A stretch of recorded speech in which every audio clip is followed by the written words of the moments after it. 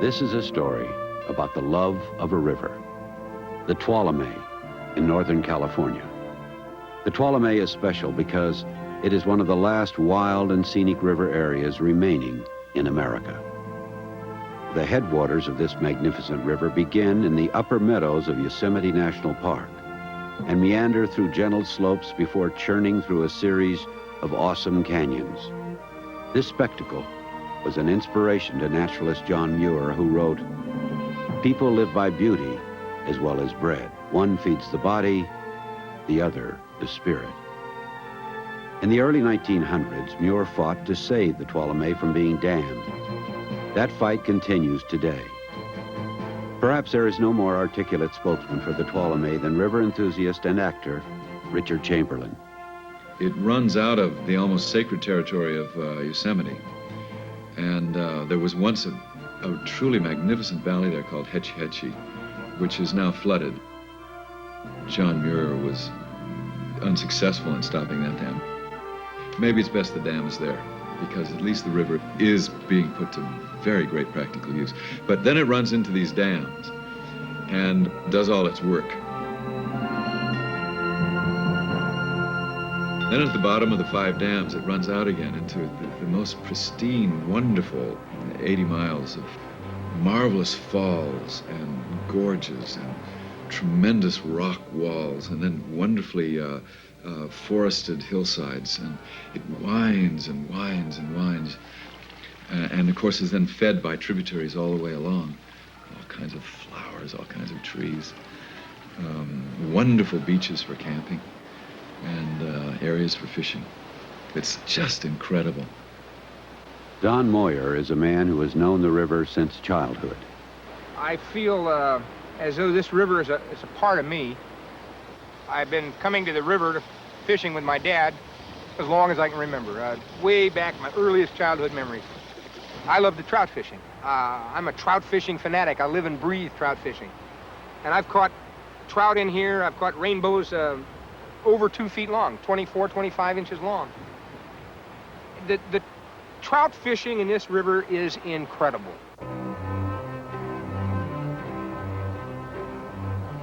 As urban human beings, we tend to get caught up in an awful lot of man-made activities, a lot of man-made hassle and chaos.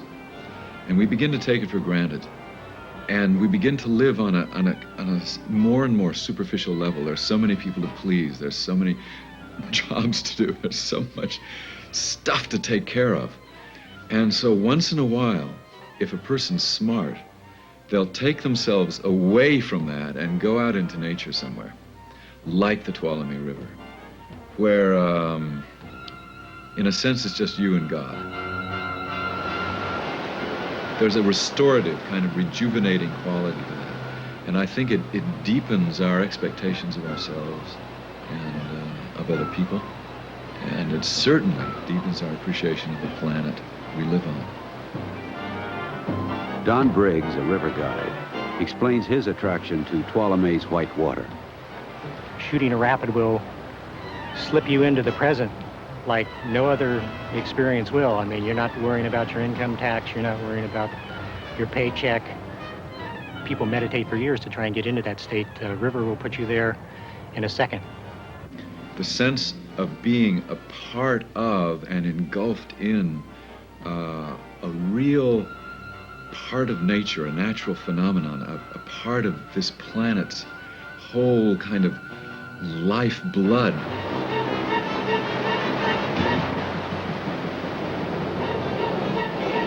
You feel like you're churning down one of the veins or arteries of the planet itself. It's a river of incredible beauty and power. With all its power, it has a kind of sweetness. It's a friendly river. I don't know how to explain that, but it is. And these wonderful tributaries run down into it from the hills all along the way. And the way the water has carved the rocks into these incredible shapes are visually just staggering and deserves to be preserved for ourselves and our children and our children's children.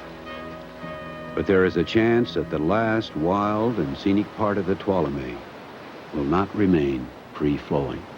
Turlock and Modesto irrigation districts would like to build more dams on the river. So there are about 80 miles left of wild, truly wild, wonderful river. And they would like to build some more dams, which would pretty much ruin the whole place recreationally, aesthetically, and would, in a sense, kill the river. The proposals intend to dry this river up and take 90 to 95% of the water out of this stretch of river right here and leave just a pittance. And they're going to destroy one of the finest trout fisheries in the West. I became personally involved with trying to save the Tuolumne after my first boat trip down. I have never done that before, but I was completely sold on the integrity and the validity of this project. Also, I feel that people can stand up for themselves, and it's sort of more natural for human beings to care about other human beings, so that happens already. But nature can't stand up for itself. Nature can't speak.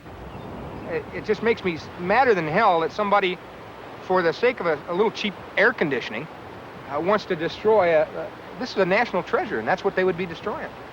The other emotion I feel is sadness, that there is a very real probability that this river might be destroyed. And if they do that, it just doesn't seem right.